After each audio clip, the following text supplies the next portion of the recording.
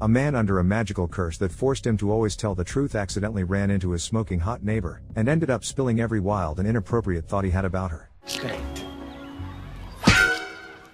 At the beginning of the story, we see a classroom of young children. Each child is sharing what their parents do for work. One boy says his mom is a teacher, but his dad is a liar. The teacher is startled, assuming the boy meant something else. The child then clarifies, explaining that his dad wears a suit, goes to court, and talks to a judge. Relieved, the teacher exclaims with a smile that his dad is a lawyer. Meanwhile, a cheerful and confident Fletcher steps out of the courthouse. He's just won another case and enthusiastically shares the news with everyone he meets. A woman rushes up to him, announcing that some journalists are eager to interview him. After adjusting his hair, Fletcher agrees to give them a few words. At the same time, a little boy and his mother sit on their porch. The boy eagerly watches every passing car, anxiously waiting for his father. The mother reassures her son that his dad is probably still tied up in court but will arrive soon. Moments later, a car pulls up, and Max excitedly runs to greet his father. After letting the boy and his dad play for a bit, the mother asks Fletcher why he's late again. Fletcher spins an elaborate story about how his car ran out of gas, and a broken fuel gauge failed to warn him. Interrupting their bickering, Max happily announces that his dad is taking him to a wrestling match. The mother protests, calling wrestling too violent for her son, but Fletcher insists that Max needs to grow into a warrior. At that moment, another car arrives, and Audrey's boyfriend, Jerry, steps out. Fletcher isn't thrilled to see him and makes sarcastic remarks to show it. Ignoring his behavior, Audrey tells Jerry she has more boxes for him. Fletcher seems surprised, having forgotten that Jerry is moving to Boston. Watching Jerry and Max play catch, Audrey looks on wistfully, knowing how much her son will miss him. Noticing her expression, Fletcher assures her that, unlike Jerry, he isn't going anywhere, he's staying close to Max. Fletcher then takes Max to his office. In one of the rooms, Miranda is talking to another lawyer who refuses to take on Mrs. Cole's case because he doesn't want to lie in court. After a moment's thought, Miranda decides to assign the case to someone else. At the same time, Fletcher and Max step off the elevator onto their floor. Fletcher greets everyone enthusiastically, throwing out compliments about their awkward hairstyles and odd appearances. Approaching his assistant, he learns that Max's birthday is tomorrow. Fletcher hurriedly sends his son into his office and frantically admits to his assistant that he completely forgot about it. She immediately pulls out a prepared gift from under her desk. She then updates Fletcher on various business calls and mentions that Miranda wants to see him. Fletcher adamantly refuses and jokingly suggests telling her he broke his leg. Just then, Miranda appears behind him. The assistant subtly signals that Miranda overheard everything. Turning around, Fletcher feigns enthusiasm and greets his boss warmly. Miranda informs him that she has a new case for him. Returning to his office with a mountain of papers and boxes, Fletcher finds Max waiting for him. Seeing the workload, Max realizes that their plans to spend time together aren't going to happen. Meanwhile, Jerry and Audrey are having dinner at a restaurant. Summoning his courage, Jerry proposes to her and asks her to move to Boston with him. He explains that he's thought long and hard about it and believes they're ready for this step. Completely caught off guard, Audrey is overwhelmed and speechless, unsure how to respond. That night, Fletcher spends hours buried in work. In the morning, as soon as Max wakes up, Fletcher greets him with a cheerful happy birthday. In a playful gesture, he pulls a gift out from under his shirt and hands it to Max. Excited, Max tears open the box to find a baseball uniform inside. Thrilled, he asks his dad to play with him, but Fletcher promises they'll play after Max's birthday party. Right now, he has to work. Disappointed, Max leaves his father's office. Later, Audrey and Jerry arrive to pick up Max. Proudly, Max shows off his gift, and Jerry suggests they stop by a park on the way home to play. Taking Max to the car, Jerry leaves Audrey alone with Fletcher. She tells Fletcher they need to have an important conversation and suggests they do it at Max's birthday party. Fletcher agrees and says goodbye. Back at his office, Fletcher meets with Mrs. Cole. During the meeting, he assures her that they can win her case. Even though she cheated on her husband 7 times, Fletcher argues that it doesn't justify leaving her without financial support. He lists several reasons why she's the real victim and convinces her that her husband's neglect drove her actions. Mrs. Cole starts to agree with him. Miranda, who has been observing the meeting, is impressed. She promises Fletcher that if he wins the case, he'll be made a partner at the firm. Then, out of nowhere, she makes a move on him, kissing him passionately and suggesting they become partners in more ways than one. At Audrey's house, Max's birthday party is in full swing. Jerry asks Audrey if she's thought about his proposal. She admits she has and gives him her answer. No. She explains that she can't separate Max from his father. Even though Fletcher doesn't spend much time with Max, their rare moments together bring him so much joy. If Fletcher and Max are 1,000 miles apart, they'll barely see each other, and Fletcher won't make the effort to visit. Just then, Audrey's phone rings. It's Fletcher, calling to say that something has come up and he can't make it to the party. He promises, however, to pick Max up from school the next day. Audrey offers to let Max speak to him, but before she can hand over the phone, Miranda takes it from Fletcher and hangs up, insisting he stay focused on their romantic moment. Heartbroken, Max has brought his birthday cake with candles. The guests gather around, singing to him as Audrey gently encourages him to make a wish and blow out the candles. As she kneels next to him, she explains that Fletcher couldn't come but feels terrible about it and promised to pick him up tomorrow. After a moment of thought, Max closes his eyes, makes his wish, that for one day his dad can't lie, and blows out the candles. After an intense evening, Miranda tells Fletcher it was amazing and asks if he enjoyed it. Without a second's hesitation, Fletcher blurts out, "I've had better." Realizing what he just said, he looks horrified, but it's too late. Miranda furiously kicks him out of her apartment. The next morning, Fletcher can't stop thinking about his brutally honest remark. On his way to work, he gets into an elevator with an attractive brunette. He starts to make conversation, but instead of a polite compliment, he suddenly blurts out, "You've got big boobs." The woman, insulted, slaps him across the face. Stunned, Fletcher stumbles out of the elevator, baffled by his inability to control his words. As he walks toward his office, a homeless man approaches him, asking for spare change. Usually, Fletcher would dismiss him politely, but this time, he launches into a harsh tirade. "I'm not giving you money because I know you'll just spend it on booze. I just want to get from my car to the office without being harassed by societal trash. And besides, I'm cheap." Mortified by his outburst, Fletcher turns and sprints into the courthouse. Entering the courtroom, still disoriented, Fletcher takes his seat next to Mrs. Cole. Across from them sit Dana, Richard Cole, and their team. Richard, clearly irritated, asks Dana how much she wants to settle and end the case. Before Dana can respond, Fletcher blurts out, 50% of everything they have. Dana bursts into laughter, pointing out that this is impossible given the prenuptial agreement and the evidence of Mrs. Cole's infidelity. She asks Fletcher how he plans to defend such a claim, but when Fletcher tries to answer, he finds himself unable to form a lie. Instead, he stammers, makes odd noises, and pulls ridiculous faces. Annoyed by Fletcher's antics, Dana storms back to her table. Just then, Judge Marshall Stevens enters the courtroom, greeting the lawyers and asking how they are. Fletcher, unable to filter himself, responds, "I had bad sex last night." Realizing he's speaking nothing but the truth, Fletcher panics and requests a continuance. Judge Stevens asks for a valid reason, and Fletcher, flailing, admits, "I can't lie, that's my only reason." The judge denies the request and asks if the parties can reach an agreement. Dana informs him that Richard offered Samantha $2.4 million,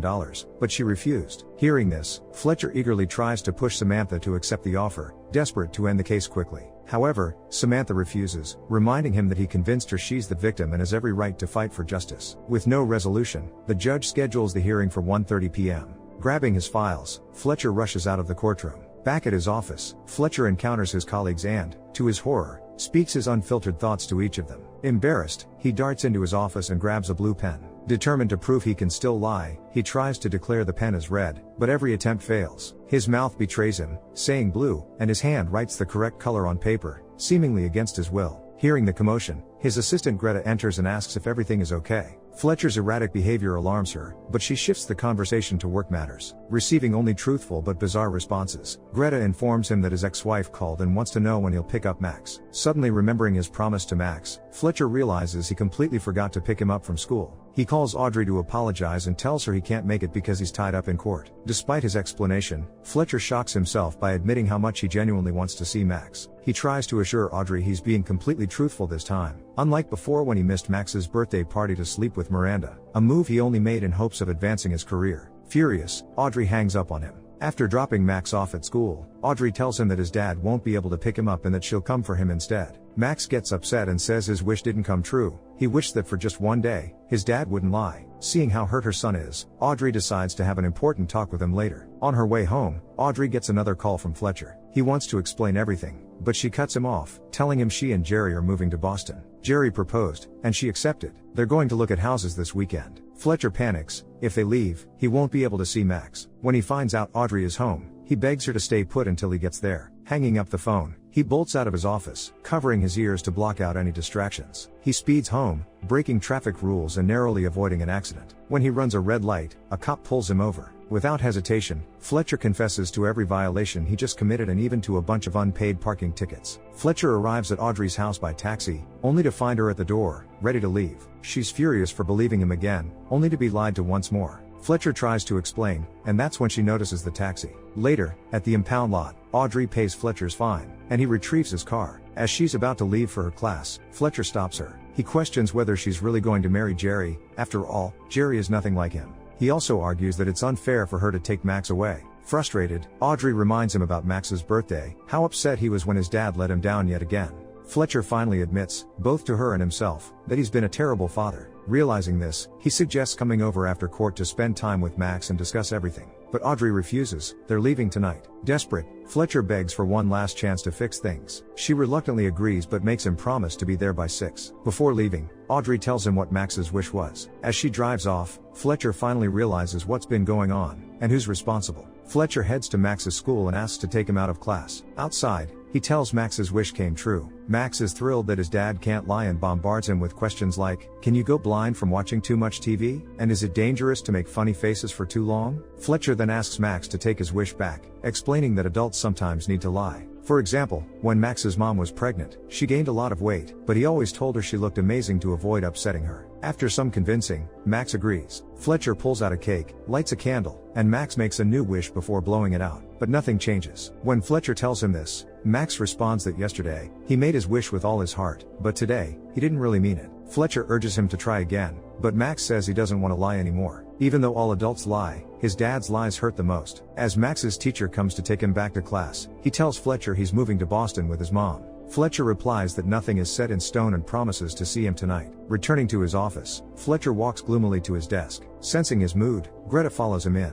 Inside, Fletcher confesses that his son hates him. He explains Max's wish, that he couldn't lie for a whole day, and how it came true. When Greta looks skeptical, Fletcher challenges her to ask him something he might normally lie about. Greta recalls the time Fletcher refused her a raise, claiming the firm didn't have the budget and he wasn't allowed to pay her out of his own pocket. Fletcher hesitates, knowing the truth will damage their relationship, but he's unable to resist the compulsion. Finally, he admits that he lied back then. Standing outside the door, Miranda overhears the entire conversation and grins maliciously. Angry, Greta quits on the spot and begins packing her things. Fletcher pleads with her to stay while simultaneously calling the judge to request a delay in the hearing. The judge refuses, and Greta leaves anyway. Desperate, Fletcher chases after her but runs into Miranda. Armed with the truth, Miranda drags Fletcher to a partners' meeting, hoping to humiliate him. Inside the meeting, Fletcher, compelled to speak the truth, bluntly tells each partner what he thinks of them. But instead of taking offense, they laugh, thinking it's a joke. Miranda, blindsided by the reaction, seethes silently as the others enjoy Fletcher's brutal honesty. By the time Fletcher arrives at the courtroom for his hearing, he's scrambling for ways to delay the proceedings but finds no immediate solutions. Dana presents evidence of Mrs. Cole's infidelity, escalating the case. Nervous, Fletcher downs a large glass of water and suddenly asks for a bathroom break. The judge agrees, and Fletcher sprints out. In the restroom, a desperate idea strikes him. He starts beating himself up, faking an attack. When security finds him, they escort him back to the courtroom. Playing along, Stevens suggests rescheduling the hearing but asks Fletcher if he's truly unable to proceed. Unable to lie, Fletcher reluctantly admits he can continue. Impressed by his apparent perseverance, the judge grants another short recess. Dejected and exhausted, Fletcher slumps on the courthouse steps. Suddenly, his phone rings. Startled by the sound, he answers to hear Max's voice. His son excitedly talks about their evening plans and asks if the neighbor kids can join their game. Before Fletcher can respond, Samantha and her lover appear. Approaching them, Fletcher realizes that not only can he not lie, but he also cannot even ask questions if he knows the answer would lead to a falsehood. Back in the courtroom, Fletcher is supposed to ask his witness, Kenneth Falk, a few questions, but instead, he forces Kenneth to admit that he did indeed sleep with Samantha. Everyone in the room is shocked by what the lawyer is doing, and Mrs. Cole is furious. She doesn't care that Fletcher is suddenly conscience-stricken. She's determined not to be left alone at 31 without money. Hearing her age, Fletcher quickly grabs the papers and finally finds a way out of the situation. It turns out that when the marriage contract was signed, Samantha was only 17 years old, and under state law, marriage contracts can only be made with parental consent. She lied about her age, adding an extra year, which makes the contract invalid, and all property must be divided equally. Mr. Allen, who is present at the hearing, is thrilled by how Fletcher managed to win the case. Fletcher breathes a sigh of relief. He won without lying, but Mrs. Cole strikes back. She decides to contest the joint custody, as it would bring her even more money. Fletcher realizes that he's dealing with a mercenary woman who only cares about money. Seeing how she treats the children, practically dragging them away from their father, he understands the mistake he made. Mr. Allen approaches him, congratulates him on the victory, and informs him that Fletcher is now a partner in the firm. Wanting to make up for his wrongdoings, Fletcher turns to the judge and tries to fix things, but Stevens is adamant and orders Fletcher's arrest for contempt of court. The bailiffs drag him away and throw him in jail. As he's being escorted through the hallways in custody, Fletcher demands to make a phone call. Once allowed, he calls Audrey and asks her to post bail. However, she refuses to listen, no longer believing her ex-husband. She tells him they have a flight to catch and hangs up.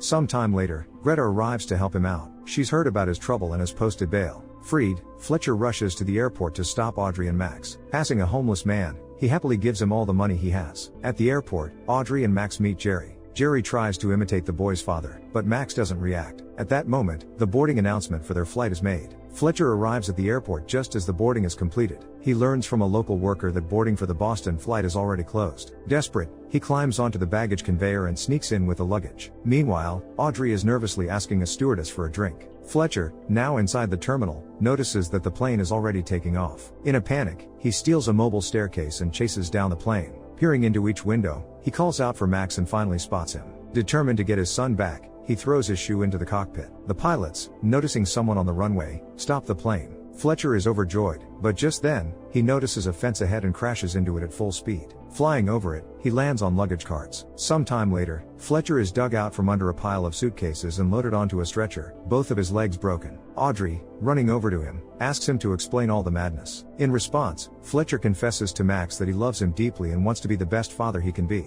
Although his wish no longer works, he speaks nothing but the truth and promises never to hurt him again. Touched by his words, Audrey decides to stay and not separate her son from his father. A year later, Fletcher and Audrey celebrate Max's birthday together. The boy makes a wish, blows out the candles on his cake, and the room goes dark. When the lights come back on, Max sees his parents kissing. Fletcher asks his son if he wished for them to be together again, but Max denies it, saying he wished for new rollerblades. Smiling, Audrey suggests that Fletcher cut the cake. He agrees, but suddenly, his hand transforms into a paw, Max's favorite game, and he begins to happily chase Max and Audrey around the house. What's your opinion? Is honesty always the best policy, even when the truth might cause pain, or are there times when a lie is necessary to protect relationships and maintain peace? Share your thoughts in the comments down below, give a thumbs up, and don't forget to subscribe. See you in the next video.